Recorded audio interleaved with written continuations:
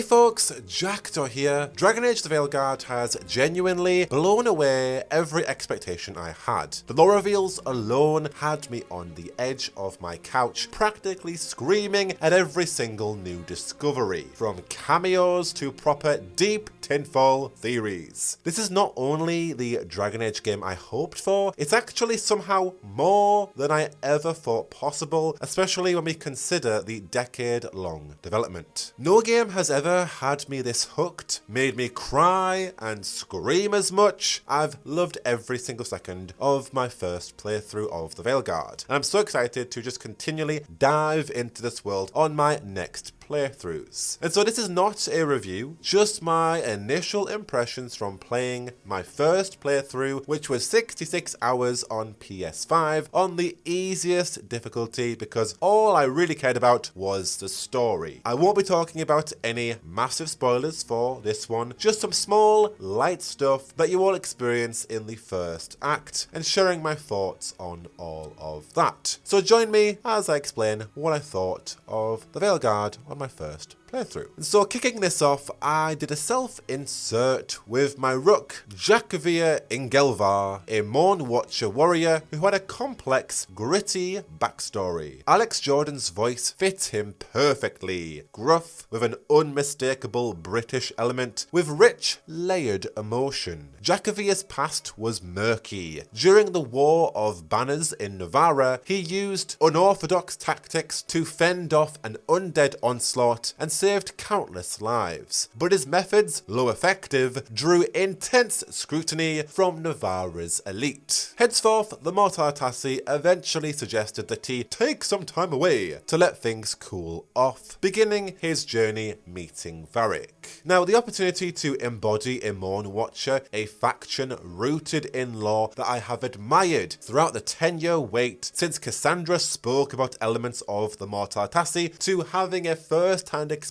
of that in Tevinter Nights with Down Among the Dead Men, with Ordric Felhassan and Morn Watcher Myrna's tale. It was a really surreal and incredibly satisfying experience having my rook be a part of that faction. And I have to say, Vorgoth is my new best friend. Sorry, Manfred. Thus we came. And so, the Veilguard really, as Jackdaw, has been thrilling, especially compared to my sorrowful Inquisitor, Salisa Lavelin, who had a much darker, weightier journey, disbanding the Inquisition to focus on finding her Vernan, which I'll save that story for another video. Now, straight off the bat, the first thing I noticed was the map and level design. It was simply phenomenal. This game nails a sense of verticality and exploration like no other Dragon Age game. Every new location is a big reveal, complete with epic, establishing cutscenes and brand new characters to really sell and introduce that world. It made me live for unlocking new places, making me max out the crossroads at a very early point in the game to have all those alluvians ready to jump into. Every area had its own heartbeat, with a story that you got to unravel via side quests that really tied it all together. And Ducktown in particular has my heart. It's the first time in Dragon Age we really got to feel the life of a truly bustling city, and for that to be at the epicenter of Tevinter, a culture we've heard about for so long, I loved it. Especially when you do consider Inquisition's example of Val Royeaux as a city. With Ducktown's political intrigue, its cobbled streets, the NPC lingering conversations, hearing Sarah was never echoing in the streets,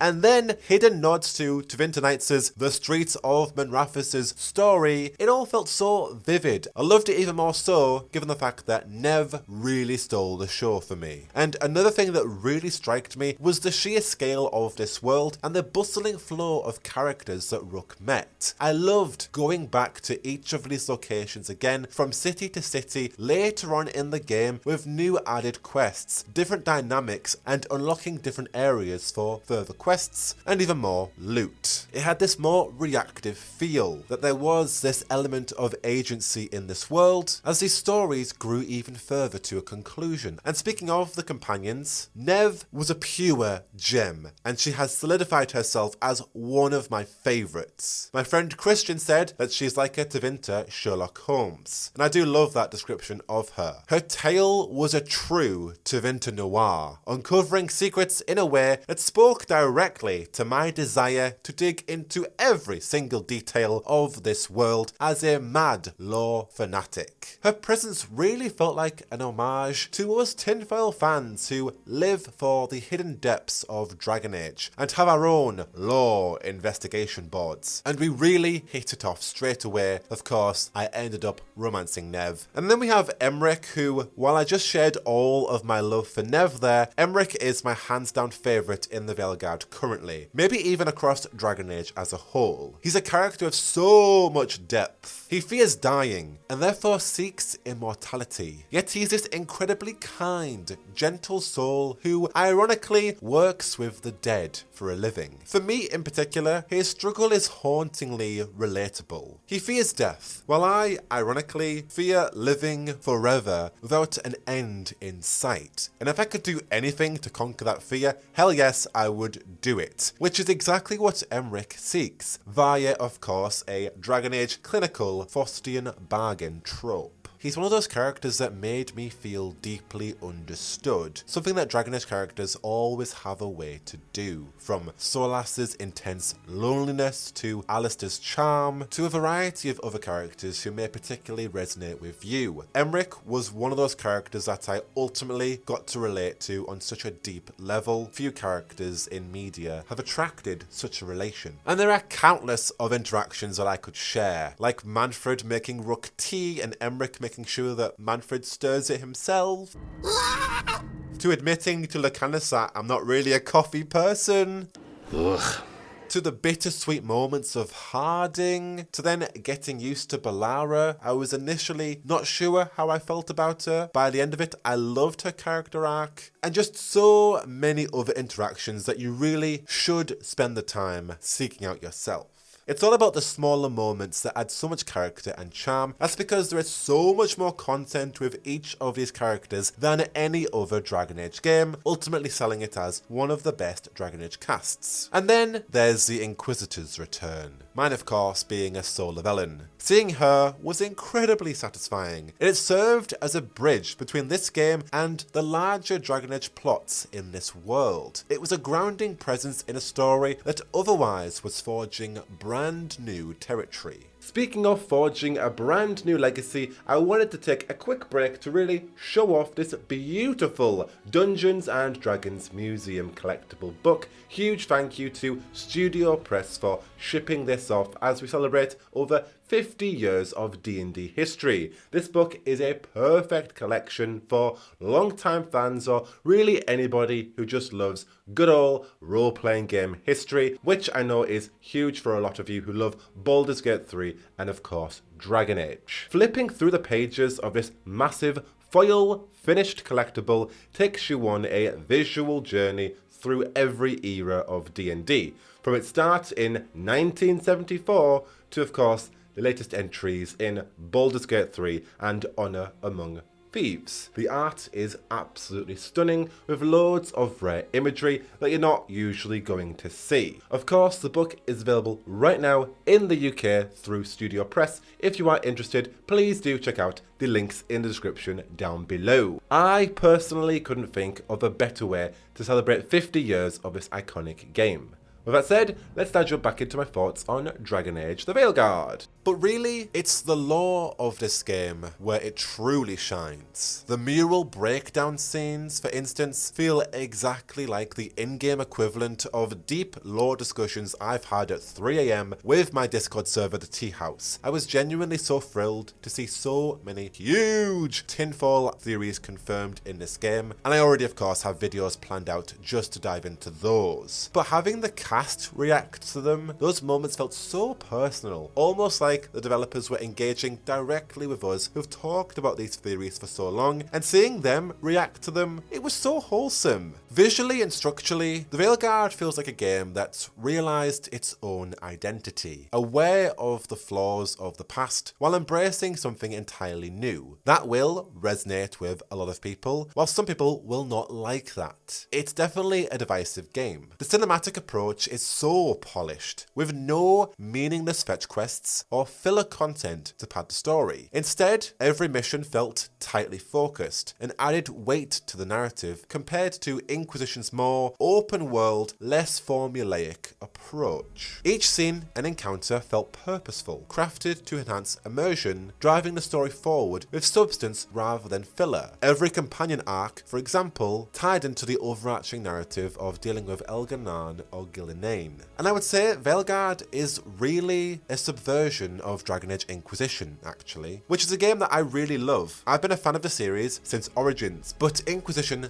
has been my favourite for a long time, having embraced its mistakes, of course. But I do feel like with the Veilguard, BioWare are showing that they are aware of that game's mistakes, and they've subverted the game's solutions into the foundations of the Veilguard. However, that is a divisive take to make, because if you loved Inquisition's actively driven gameplay approach with mounts, less of a story focus, more of an actively driven gameplay focus of building an army, gaining power, destroying fey drifts, exploring massive areas, etc., you probably might not instantly attach to the Veilguard's more story-based, formulaic, mission-based approach. It is very much quite different. And to me, is BioWare saying, look, we heard you, this is what we've got instead. And I genuinely really enjoyed the style the Veilguard goes for, but I can understand if people don't like it. The thing about Dragon Age, and I've said this a lot, every single game has a completely different gameplay style, all following a similar character choice-driven DNA, but with faceted aspects that define the gameplay in many different ways. And so you will have your own ideal version of Dragon Age, and the Veilguard is following its own distinct identity against that. And one of those biggest differences is the combat, focusing on an action-based approach with less of an RPG dynamic. And I will say I really enjoyed the combat, but there are quite a few limitations and flaws. I initially played as a two-handed specialist known as the Slayer, and I enjoyed it, but rage generation, the measurement of being able to use my abilities, felt way too slow, and I wasn't able to use my higher tier abilities, or at least ones which required 2 rage to use. And I also found the two-handed combat too sluggish and slow, whereas the sword and shield was so fun and fluid, definitely something I wouldn't have said about Inquisition's sword and shield gameplay. And so around the mid-game, I found myself switching to a Reaper. A Reaper allowed me to leech off enemies' healths while draining them and dealing necrotic damage, which was perfect for my Mourn Watcher Rook anyway. And I also found a game-changing helmet that let me bypass rage requirements entirely, putting 60-second cooldowns on all of my abilities instead. This let me chain abilities together and actually use them without having to generate any rage, so I could basically use all of my abilities at the start of combat anyway, which gave the combat a much needed sense of fluidity. And I kept that helmet on throughout the entire game, so I don't really know if rage generation gets better towards the end game, but at least from the low to mid game, it was very much lacking. Despite this though, the cooldown system still felt too restrictive, and abilities often blocked each other out, making it quite difficult to create fluid combos. And companion abilities also suffer from this issue, which limited combat variety altogether. I do miss the versatility of also having so many other combat abilities to choose from. Having 3 just wasn't enough. And the health system is also very lackluster, with identical green vases scattered across the world as health pickups. It's a design choice that feels oversimplified compared to the crafting potion system of Inquisition, which added depth to combat preparations. Like, where are my jar of bees, BioWare? Also, gear management was way too simplified, with now single outfits instead of mix and match gear sets. minutes. While the transmog system was incredible, I do miss the expressive, individualized customization from earlier titles. However, fashion really was the endgame, and I did love that, especially being able to have your lighthouse PJs as any armor you found in the game. And I really enjoyed the loot dynamic of this game. With whatever loot you already had, it would level up as you played and found more. Really like that dynamic. And while the overall story and playing as my Rook was thrilling, the dialogue and tone in the Veilguard does mark a notable shift from previous games, especially Inquisition. So Rook's dialogue is bright, upbeat, and almost always focused on heroics, which makes sense. The game focuses on the theme of you being the hero, and it was marketed as a heroic fantasy RPG. You are the hero of this story, something that Varric guided us through the trailers with. And considering that, I did really lean into that, enjoying the chance to fully embody a classic, charming protagonist. But at times, and not even related to Rook, just the tone overall did feel a bit cheesy. And I don't mind cheesy, I'm cheesy and a goofball myself. But compared to Inquisition's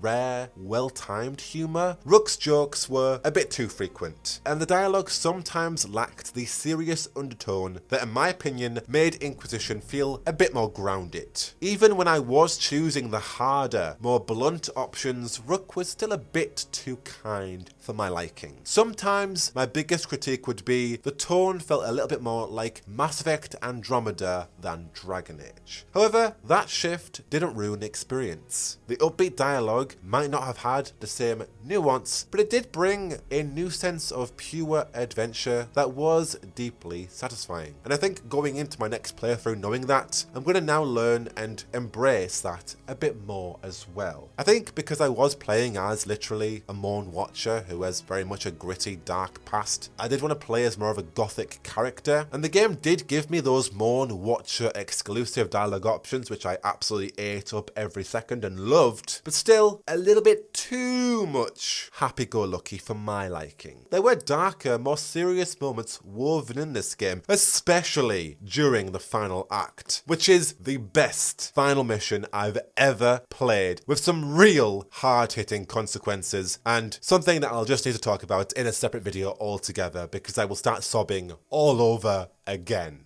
So ending my ramshackle, somewhat structured, tangent chain of thoughts, the Veilguard isn't perfect. The combat does drag on, especially if you're not playing on the easiest difficulty, which again, I did for avoiding spoilers, and you know, I've got a full-time job. I wanted to enjoy this game while I had the time off anyway, and I really was able to do that in the most digestible, fun way possible in a foul binge. But if you're not playing on the easiest difficulty, I can imagine whittling away moments just being quite annoying in a lot of combat scenes. And of course, we've talked about the tone, and for those who did like Inquisition's more open-based approach, the game definitely is divisive. But even with all of those flaws, for me, and just me, the Veilguard has me completely hooked. I loved this game. And for a project that has been in development limbo for a decade, having 3 pivots, it is shockingly so polished. You can sense that BioWare really did spend a year in alpha testing. There are no obvious signs, surprisingly, of live service reworks or forced multiplayer mechanics, like something that you would see in Square Enix's Avengers, where you could sense that this once was a multiplayer game that then was made single player. There was none of that in the Veilguard. I couldn't sense any of it. The polish was so refreshing. And so while this isn't the perfect Dragon Age 4 for everybody, for me, what this game means, what it's brought out in me, the shrieking, the tears, the crying my eyes out for work the next day, it was absolutely everything I wanted and more. The story was on point. The final mission left me in absolute despair, actually screaming at the post-ending credit scene as well, which I will talk about in due time. No game in a long time has got that reaction from me. In fact, it was probably then Harel's reveal at the end of Inquisition, and then the Trespasser DLC that got reactions out of me. Baldur's Gate 3 got a few tears out of me with Shadow a heart, but there are few games, if any, that had me shrieking, screaming, and in tears like the Veilguard. It felt like this game was made for us hardcore fans who have been speculating, reading the books, diving into the comics, dissecting all of the tiny bits of lore pieces that a lot of people online said, you're wasting your time, BioWare aren't going to impact that, it doesn't matter, when actually in the end, they really did. Our hard work was worth it, diving into so many tinfoil theories that I will talk about in a separate video. And I guess that's where my final criticism / remark comes in. I'm not sure how this game hits as a more casual player. I'm gonna ask all of my friends when they've played it because they're not as into Dragon Age as I am. Some parts for them may feel slow, uneventful, not as impactful, while I am literally over here losing it at the cameo of a character from a small novel. And that's where I need to gauge those conversations. And also, while this game may mean everything to me, we do need to rely on that mainstream casual audience too, because we need to see how much of a financial success this game will be for BioWare's future. We're hearing inklings now about no planned DLC so far for the Veilguard, which requires further dissection and separate videos from myself, but we're hearing those reports already. We need to see how much of a financial success this game has been. We've heard 70,000 concurrent players over the weekend, at least selling 1 million units so far, looking like it's doing really well, but that's a side of the story we really need to listen to as well regarding BioWare's future for Mass Effect's sake and for whatever's going to happen with Dragon Age. And so that's a sentiment that isn't lost on me too. You know, this game means a lot to me, but what does it mean in terms of a Dragon Age title as a whole, in the grand scheme of things, what the wider demographic thinks of it financially, not subjectively, just financially, because I've seen the discourse and I care little for that, but from at least a financial point of view, not being in a vacuum of being online. For me though, this has been worth the wait, 100%. I can't wait to dive into my Taylor's version Dragon Age streams next. I've just posted it in my community section. If anybody can help me recreate Taylor Swift in the Veilguard, I would be massively appreciated. Please reach out to me in my comment section under that relevant post if you can help me out, because I'm so excited to start those streams, talk about all of this game with you, and of course all of the lore reveals, the endings, so much more. I love this game and I can't wait to talk about it all with you as you venture forth and continue to play it as well. So let me know all of your thoughts down below. Please try to avoid spoilers for the moment. You know, that content is coming, but let me know your first impressions. Have you finished the game? Are you in the middle of Act 1? What are your thoughts? Please do let me know. I have been Jackdaw and you are in the right place for the latest. But until then, I should go. Whoa.